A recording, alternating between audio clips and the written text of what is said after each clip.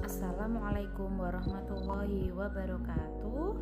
Selamat berjumpa kembali anak-anak semuanya. Hari ini kita akan melanjutkan pembelajaran.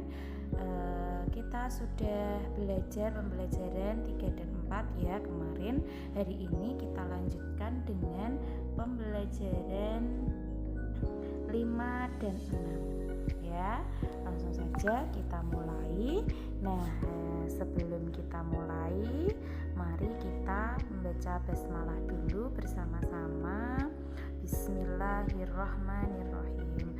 Semoga pembelajaran hari ini walaupun kita belum tatap muka, tapi anak-anak selalu diberikan kesehatan dan juga semangat supaya bisa mengerjakan tugas dengan baik dan juga melaksanakan pembelajaran dengan baik.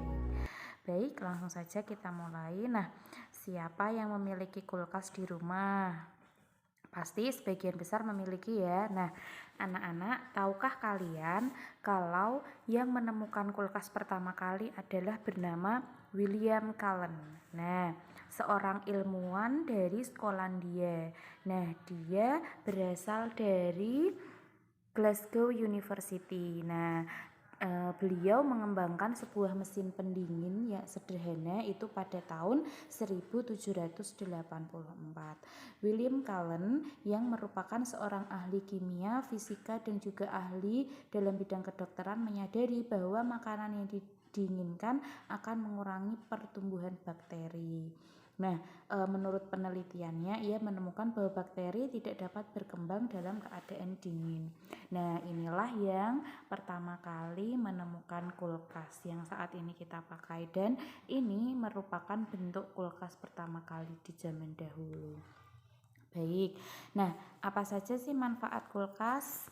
Manfaat kulkas itu kan bisa mendinginkan makanan, bisa untuk menyimpan makanan, dan salah satunya adalah bisa digunakan untuk membuat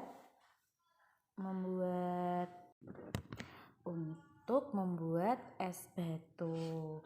Nah, manfaat kulkas atau pendingin itu kan salah satunya untuk membuat es batu. Apakah kalian tahu berasal dari apakah es batu?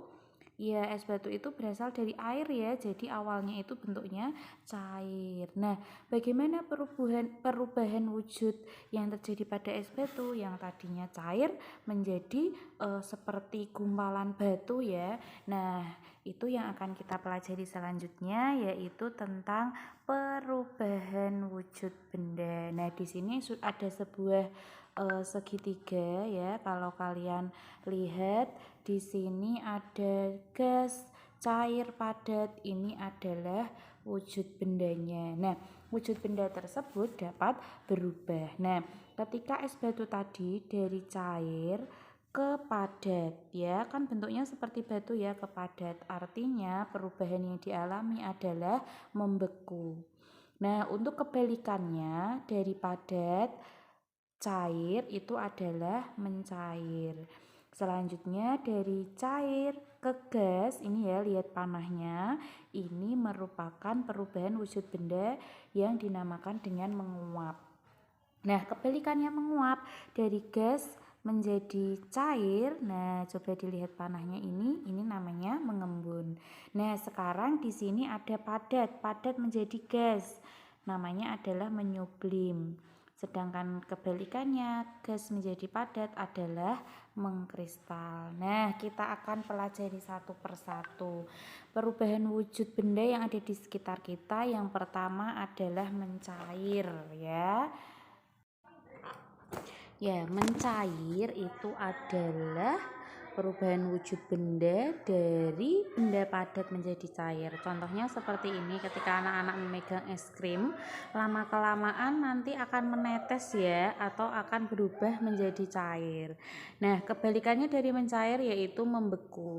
Peristiwa membeku, perubahan wujud membeku itu ketika benda cair berubah menjadi benda padat. Contohnya ketika pembuatan es batu ya. Nah, selanjutnya yaitu menguap. Nah, kalau menguap itu adalah perubahan wujud dari benda cair menjadi gas. Ini terjadi ketika biasanya kita merebus air ya. Nah, kalau sudah mendidih nanti akan muncul seperti ini, uap seperti ini. Nah, kebalikannya adalah mengembun. Kalau mengembun itu biasanya anak-anak pagi hari melihat peristiwa ini ya, di daun ada airnya. Nah, ini merupakan perubahan wujud dari gas menjadi cair. Nah, selanjutnya yaitu menyublim. Menyublim itu ya perubahan wujud benda dari benda padat menjadi benda gas. Jadi ketika kita menaruh kapur barus misalnya di almari, itu lama kelamaan kapur barusnya kan hilang ya. Nah, itu kapur barus atau kamper itu berubah menjadi gas. Nah, selanjutnya peristiwa salju ini adalah mengkristal atau menghablur. Nah, jadi ini dari gas menjadi benda padat, kebalikannya. Nah, anak-anak, perubahan wujud benda itu tidak hanya perubahan itu tidak hanya terjadi pada benda ya. Nah, nada dasar itu juga dapat berubah atau dapat diganti jika jangkauan nada penyanyi belum sesuai. Jadi ketika kita menyanyi kok nada dasarnya belum sesuai, bisa dirubah. Nada dasar dalam lagu dapat diganti ke nada yang lebih tinggi ataupun nada yang lebih rendah. Nah, berikut adalah beberapa contoh lagu wajib dan juga nada dasarnya. Yang pertama ada Garuda Pancasila, itu nada dasarnya adalah Do sama dengan G. Merah Putih nada dasarnya Do sama dengan F. Satu Nusa Satu Bangsa nada dasarnya adalah Do sama dengan Bes. Dan Syukur itu nada dasarnya La sama dengan C. Sedangkan Halo Halo Bandung nada dasarnya Do sama dengan G. Nah, nada dasar ini dapat dirubah ketika kita merasa belum pas dengan nada tersebut, begitu. Nah, lagu wajib itu harus kita lestarikan dengan cara menghafalkan dan menyanyikannya. Kita juga bisa mengenalkannya misalnya kepada adik atau teman dan saudara yang belum mengetahui. Nah, begitu juga dengan melestarikan budaya nasional. Sebelumnya kita sudah belajar keberagaman yang ada di Indonesia ya. Salah satunya adalah keragaman budaya. Nah, bagaimana cara melestarikan kebudayaan di Indonesia? Yang pertama yaitu dengan cara menghormati kebudayaan daerah lain tentu saja, karena kita beragam ya. Jadi tidak hanya daerah kita saja yang memiliki kebudayaan, pasti di daerah lain memiliki kebudayaan juga. Selanjutnya mempelajari kesenian daerah setempat. Apa yang ada di daerah kita pelajari, mengenalkan budaya nasional ke masyarakat. Jadi kita bisa mengenalkan budaya kita dari daerah kita ke masyarakat di daerah yang lain. Melakukan perawatan terhadap peninggalan budaya, misalnya ada patung atau ada candi dan lain-lain dirawat dengan baik, karena itu merupakan salah satu kebudayaan nasional. Nah, baik anak-anak, pembelajaran hari ini cukup.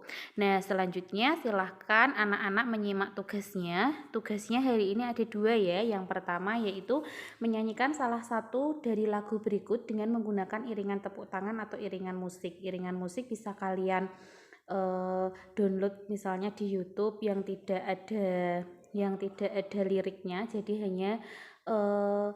hanya iringan saja. Kalian bisa meminta bantuan orang tua ya. Nah, pilihan lagu wajibnya Garuda Pancasila, Hari Merdeka, Berkibarlah Benderaku, dan Syukur. Nah, ini nanti direkam dalam bentuk rekaman suara atau voice note lalu dikirimkan lewat WA. Pilih salah satu saja ya, jangan semuanya.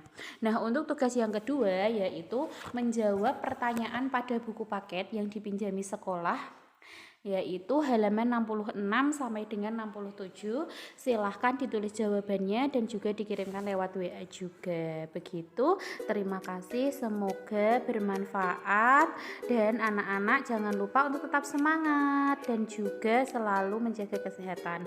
Begitu, kurang dan lebihnya mohon dimaafkan. Wassalamualaikum warahmatullahi wabarakatuh.